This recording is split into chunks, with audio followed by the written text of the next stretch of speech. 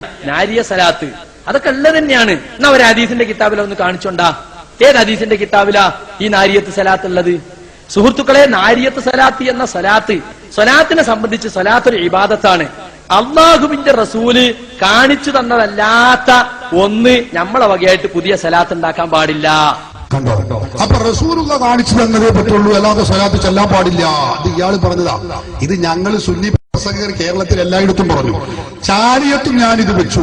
എന്നിട്ട് ഞാൻ പറഞ്ഞു, ശരി എങ്കിൽ നിങ്ങളെ നേതാക്കൾ സക്കരിയ ഉൾപ്പെടെയുള്ള മൗലവിമാർ ചെല്ലുന്ന സ്വലാത്തുകൾ അത് റസൂലുള്ള ഏത് ഹദീസിന്റെ കിതാബിലാ പഠിപ്പിച്ചിട്ടുള്ളത് എന്ന് പറയണം എന്ന് പറഞ്ഞ് ഞാൻ 2-3 സ്വലാത്ത് ഇട്ട് കൊടുത്തു. ഒന്ന് വെച്ചു കൊടുത്ത സ്വലാത്തുകൾ വസല്ലല്ലാഹു അലാ നബിയിന മുസ്തഫ മുഹമ്മദിൻ വഅലാ ആലിഹി വസഹബിഹി അജ്മഈൻ വആഖിറു ദഅവ. ശരി, ഈ സ്വലാത്ത് ഏത് ഹദീസിന്റെ കിതാബിലുള്ളത് എന്ന് ചോദിച്ചു. ഉത്തരവില്ല. ടിപിയും എപിയും അവരുടെ നേതാക്കളാ. ആ സ്വലാത്ത് അതിലുണ്ടോ? ഒന്ന് വെച്ചു കൊടുക്ക്. അവർ ചൊല്ലിയ സ്വലാത്ത് ഏത് ഹദീസിന്റെ കിതാബിലുണ്ട്? അൽഹംദുലില്ലാഹി റബ്ബിൽ ആലമീൻ വസല്ലല്ലാഹു വസല്ലമ അലാ നബിയിന മുഹമ്മദിൻ വആലിഹി വസഹബിഹി അജ്മഈൻ. ഇത് എ പി അബ്ദുൽ ഖാദർ മൗലവി എന്ന ഇവരുടെ ജീവാത്മാവും പരമാത്മാവുമായ വ്യക്തി ചൊല്ലിയ സ്വലാത്ത. ഈ സ്വലാത്ത് ഏത് ഹദീസിന്റെ കിതാബിലാ ഉള്ളത്? സക്കരിയ പറഞ്ഞത് എന്താ? ഹദീസിന്റെ കിതാബിൽ കാണിച്ചു തരണം.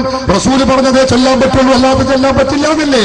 എങ്കിൽ നിങ്ങളെ മൗലവിമാര് ചൊല്ലിയ ഈ സ്വലാത്തുകൾ, ഒരുപാട് മൗലവിമാർ സ്വലാത്തുണ്ട്, ഞാൻ എല്ലാം കൂടി പറയുന്നില്ല, ഇതൊക്കെ ഏത് ഹദീസിന്റെ കിതാബിലാണ് പറഞ്ഞിട്ടുള്ളത് എന്ന് ചോദിച്ചു. സക്കരിയ ചാരിയത്ത് വന്നപ്പോ 1-ാം തവണ വന്നപ്പോ മുണ്ടിയില്ല. 2-ാം തവണ ഞാൻ വീണ്ടും പതിച്ചിട്ടു, വിട്ടില്ല. 3-ാം തവണയും ഞാൻ ഇത് പറഞ്ഞു, മറുപടി പറഞ്ഞില്ല. അവസാനം സക്കരിയ വന്നുകൊണ്ട് എന്റെ മുമ്പിൽ അവിടെ അയാൾ പത്തി മടക്കിക്കൊണ്ട് പറഞ്ഞു, സ്വലാത്ത് ചൊല്ലുമ്പോ ഏത് ഭാഷയിലുമാവാം, ഏത് രൂപത്തിലുമാവാം, ഒരു കുഴപ്പവുമില്ല. കേട്ടോളൂ നിങ്ങൾ സക്കരിയ സലാഹി അവിടെ വെച്ച് പറഞ്ഞത് നിങ്ങളൊന്ന് കേട്ടോളൂ.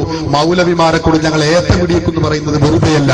പ്രമാണങ്ങൾക്ക് മുമ്പിൽ ഇവിടത്തെ മുജാഹിദ് മൗലവിമാർക്ക് പിടിച്ചു നിൽക്കാൻ കഴിയില്ല എന്നതിന്റെ വ്യക്തമായ തെളിവാണിത്.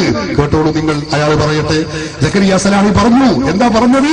ഞങ്ങൾ ഇതാ അത് സ്വലാത്ത് ചെല്ലുമ്പോ റസൂലുള്ളാഹിന്റെ പേരിലുള്ള സ്വലാത്ത് ചെല്ലുമ്പോ അത് പല രൂപത്തിലും ചെല്ലാൻ. അതിന്റെ വിശദാംശം പറയട്ടെ. അയാൾ വെച്ചു.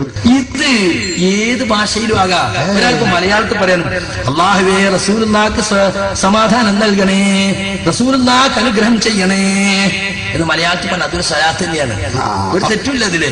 ഏത് ഭാഷയിൽ ഉപയോഗിക്കാം. പിന്നെ ഒരാള് അങ്ങനെ സ്വലാത്തിന്റെ കൂട്ടത്തില് മഹാനായ റസൂലുള്ളാഹി സ്വല്ലല്ലാഹു അലൈഹി വസല്ലമ ഞങ്ങൾക്ക് ഹിദായത്തിന് കാരണക്കാരനായ റസൂലുള്ളാഹി സ്വല്ലല്ലാഹു അലൈഹി വസല്ലമ അദ്ദേഹത്തിന് നീ സ്വലാത്തും സലാമും നൽകണേ, അദ്ദേഹത്തെ നീ അനുഗ്രഹിക്കണേ, അദ്ദേഹത്തെ ഞങ്ങളോടൊപ്പം സ്വർഗത്തിൽ ഒരുമിച്ച് കൂട്ടണേ, അദ്ദേഹത്തോടൊപ്പം ഞങ്ങൾ നീ സ്വർഗത്തിൽ ഒരുമിച്ച് കൂട്ടണേ.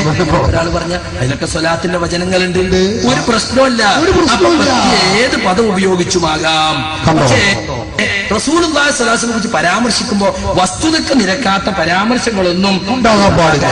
അത്രേ ഉള്ളൂ. അപ്പൊ വസ്തുതക്ക് നിരക്കാത്ത ഉണ്ടാവരുത്. ഏത് ഭാഷയിലും ആകാം, ഏത് പദവുമാകാം. നേരത്തെ പറഞ്ഞ എന്താ? അള്ളാഹുവിന്റെ റസൂല് കാണിച്ചു തന്നതല്ലാത്ത ഒന്ന് നമ്മളെ വകയായിട്ട് പുതിയ സലാത്ത് ഉണ്ടാക്കാൻ പാടില്ല. റസൂലുള്ളാഹിന്റെ സലാത്ത് ഏത് രൂപത്തിലും ചെല്ലാം. പറയട്ടെ, ഒന്നുകൂടി ആള് പറയുന്നുണ്ട്, അതുകൂടി കേട്ടോളൂ.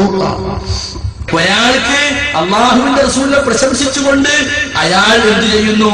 ഒരു പ്രാർത്ഥന. ആ പ്രാർത്ഥനയുടെ കൂട്ടത്തിൽ റസൂലുള്ളാഹിന്റെ സ്വലാത്ത് വന്നാൽ അതിൽ തെറ്റല്ല. അതോ? അത് തെറ്റല്ല. വരട്ടെ, അങ്ങനെ റസൂലുള്ള പഠിപ്പിച്ചു കൊള്ളണമെന്നില്ല, തെറ്റല്ല. അതെ, മുജാഹിദ് നേതാവ് ഉത്തരം മുട്ടിയപ്പോ വാദം മാറ്റുകയാണ്. അള്ളാഹുവിന്റെ റസൂല് കാണിച്ചു തന്നതല്ലാത്ത ഒന്ന് നമ്മളെ വകയായിട്ട് പുതിയ സലാത്ത് ഉണ്ടാക്കാൻ പാടില്ല. അതെ, മുജാഹിദ് നേതാവ് ഉത്തരം മുട്ടിയപ്പോ വാദം മാറ്റുകയാണ്. ഉത്തരം മുട്ടിയപ്പോ വാദം മാറ്റേണ്ടി വന്നു. അതാ ഞാൻ പറഞ്ഞത്, വന്നു. ഉത്തരം മുട്ടിയപ്പോ വാദം മാറ്റേണ്ടി വന്നു. ഒന്നോ എത്ര ഞങ്ങളെ ഇമാമുകളുടെ കിതാബുകൾ തള്ളി മാറ്റിക്കൊണ്ട് റസൂലുള്ളാഹിന്റെ സ്വഹാബത്ത് റസൂലുള്ളാഹിന്റെ മുടി സൂക്ഷിച്ചു വെച്ച 100 കണക്കിന് സംഭവങ്ങൾ സ്വഹീഹുൽ ബുഖാരിയും മുസ്ലിമും ഉദ്ധരിച്ചുകൊണ്ട് ഞാൻ നിരവധി അവിടെ സമർപ്പിക്കുകയുണ്ടായി. അപ്പൊ സക്കരിയ സലാഹി ചാലിയത്ത് വെച്ച് അവിടെ വെച്ച് വീണ്ടും ഉത്തരം മുട്ടി, വാദം മാറ്റി. പറയുന്നത് കേട്ടോളൂ, അയാൾ പറയട്ടെ.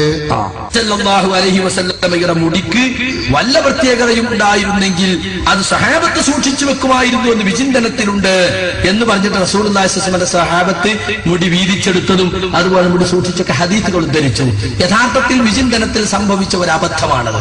ഞങ്ങൾ സമ്മതിക്കുന്നു, സൂക്ഷ്മത കുറവാണ്. ഇൻഷാ അല്ലാഹ് ബന്ധപ്പെട്ടവരുമായി പറഞ്ഞ് അത് തിരുത്തുക തന്നെ ചെയ്യും, യാതൊരു സംശയവും. നിങ്ങൾക്ക് അങ്ങനെ തിരുത്താൻ മാത്രമുള്ളതാണ് നിങ്ങളുടെ ആശയങ്ങൾ മുഴുക്കയും.